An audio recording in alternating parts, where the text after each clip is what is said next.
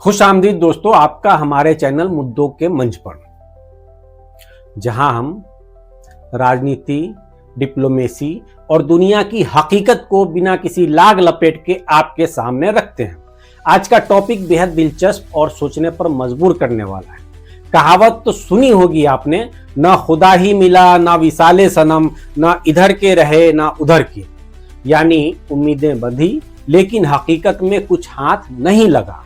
और दोस्तों, ये कहावत आजकल की भारतीय डिप्लोमेसी पर कितनी फिट बैठती है, खासकर प्रधानमंत्री नरेंद्र मोदी जी की हालिया चीन यात्रा पर। सोचिए, जब मोदी जी चीन गए थे, हमारे भारतीय मीडिया ने क्या तूफान मचा दिया था। हर चैनल पर हेडलाइन, मोदी शी की मुलाकात, ट्रंप को करारा जवाब, रूस चीन भारत का नया गठबंधन, डॉलर की सत्ता खत्म, ब्रिक्स का नया दौर। लग रहा था मानो मोदी जी चीन जाकर कोई जादू की छड़ी घुमाएंगे। ट्रंप के टैरिफ का जवाब शी जिनपिंग से मिलेगा, चीन भारत के साथ कंधे से कंधा मिलाकर खड़ा हो जाएगा और दुनिया की जियोपॉलिटिक्स बदल जाएगी। मीडिया ने इतनी हवा बनाई कि लग रहा था बस अब दोनों भाई मिलकर दुनिया को हिला देंगे। लेकिन दोस्तों, हकीकत क्या निकला? वो खबरें चीन से आई, वो बिल्कुल अलग थी। कोई गर्मजोशी नहीं, कोई भाईचारा नहीं, कोई बड़ा ब्रेक थ्रू नहीं, बस एक औपचारिक मुलाकात, जैसे कोई शादी में फूफा जी आए हो, नमस्ते किए, खाना खाए और चले गए। चीन के मीडिया में कोई उत्साह नहीं, सड़कों पर कोई स्वागत नहीं, सरकार के रवैये में कोई स्पेशल ट्रीटमेंट नहीं, और ऊपर से पाकिस्तान के प्रधानमंत्री शहबाज शरीफ को जो गर्मजोशी मिली, वो देखकर भारतीयों को सोचना पड़ रहा है, क्या हमारी डिप्लोमेसी कहीं चूक रही है? आज इस वीडियो में हम इसी पर गहराई से बात करेंगे।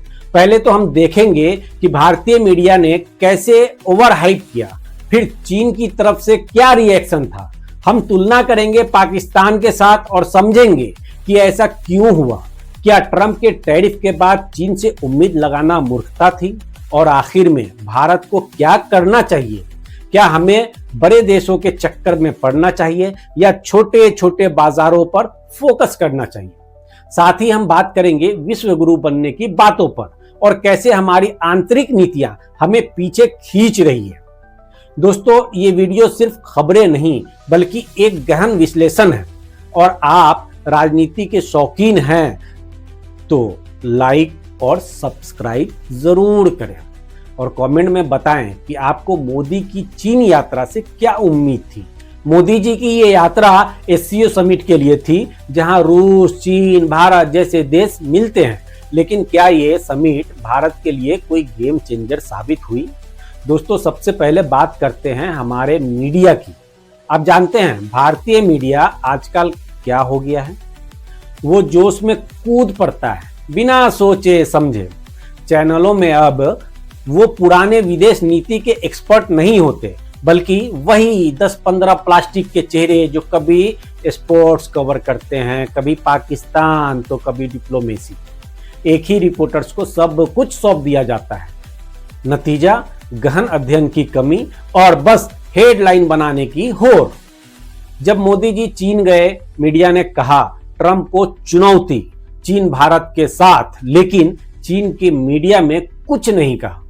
कोई ट्रंप का जिक्र नहीं किया, कोई बड़ा गठबंधन नहीं हुआ, बस औपचारिक कवरेज एससीओ समिट था, जहां चीन के करीबी देश थे और मोदी जी बस शामिल हुए और लौट आए। कोई बड़ा ब्रेक थ्रू नहीं, उदाहरण के लिए कोई आर्थिक समझौता नहीं, कोई स्ट्रेटेजिक पार्टनरशिप नहीं। मीडिया ने हवा बनाई लेकिन हकीकत में कुछ नहीं। मोदी जी और शी जिनपिंग की मीटिंग्स बेहद फॉर्मल रहा, कोई गर्मजोशी नहीं, सड़कों पर कोई स्वागत नहीं, मीडिया में कोई हाईलाइट नहीं। अंतरराष्ट्रीय मीडिया इसे इसी तरह देख रहा है। चीन ने मोदी जी को स्पेशल ट्रीटमेंट नहीं दिया, सैन्य परेड में शामिल नहीं किया गया। अब तुलना करें अगर पाकिस्तान से, तो शहबाज शरीफ को रेड कारपेट, हाई प्रोटोकॉल, दोस्ताना बातें, चीन की मीडिया ने इसे हाईलाइट किया। फोटो छापे, समझौते, चीन पाकिस्तान इकोनॉमिक कॉरिडोर को आगे बढ़ाया, बड़े आर्थिक डील्स, भारत के साथ बस तकनीकी व्यापारिक बातें। कोई नेक्स्ट लेवल नहीं, क्योंकि चीन ट्रस्ट करता है पाकिस्तान पर ज्यादा। भारत की तरफ से संकेत मिश्रित है। हम कभी अमेरिका के साथ क्वाड में जाते हैं, कभी जापान ऑस्ट्रेलिया से नजदीकियां बढ़ाते हैं। चीन इन्हें अपना प्रतिद्वंदी मानता है। मोदी जी चीन जाने से पहले जापान गए, वो भी एक नेगेटिव मैसेज था। ट्रंप के टैरिफ के बाद चीन से उम्मीद लगाना मूर्खता क्यों? क्योंकि हमारी डिप्लोमेसी फ्लर्टिंग जैसी है, सबको डेट करते हैं लेकिन कमिटमेंट नहीं। अमेरिका को प्लीज करने के चक्कर में क्वाड, जापान वगैरह चीन देखता है कि तुम एससीओ में हमारे साथ लेकिन क्वाड में अमेरिका के साथ। नतीजा, चीन हमें चूड़ी टाइट करता है, फर्टिलाइजर नहीं देता, रेयर अर्थ मिनरल्स रोकता है। हम चीन पर निर्भर हैं। खाद, दवाएं, सामान ये सब ज्यादातर चीन से ही हम आयात करते हैं।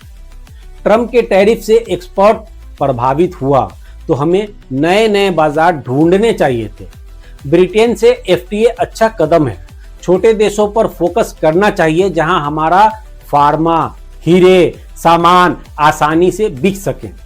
एक बड़ा ग्राहक अमेरिका गया तो 4-5 छोटे ग्राहक हमें ढूंढने चाहिए जिससे हमारे निर्यात पर असर नहीं पड़ेगा। चीन के पास भागने से काम नहीं चलेगा।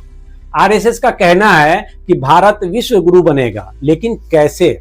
मस्जिदों के बाहर ईद की नमाज पढ़ने पर पासपोर्ट जब्त करने की धमकी देने से, रोज मुसलमानों के खिलाफ नए नए प्रोपगेंडा से, मॉब लिंचिंग से, मुस्लिमों की टारगेटेड किलिंग से, मस्जिदों के नीचे मंदिर ढूंढने से, मज़ारों पर हमला करने से, मदरसे बंद करने से, मुसलमानों की पहचान मिटाने से, मुसलमानों के घर बुलडोज करने से, या फिर किसी धर्म, जेंडर, जाति, गरीबों को लाचार बनाने से।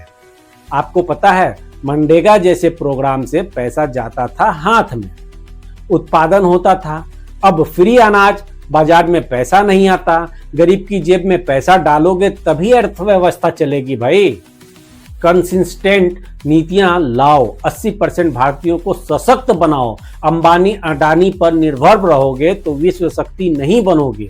दोस्तों, मोदी जी की चीन यात्रा से साफ है, खाली हाथ लौटे, मीडिया का भंडारा व्यर्थ। अब मौका है, बड़े देशों के चक्कर छोड़ो, छोटे छोटे बाजारों पर फोकस करो, नीतियां स्थिर रखो, विश्वास बनाओ, देश का सम्मान इसी से बचेगा। अगर ये वीडियो आपको पसंद आया तो लाइक, शेयर, सब्सक्राइब करें, कमेंट में अपनी राय बताएं। अगले वीडियो में मिलते हैं। बहुत बहुत शुक्रिया।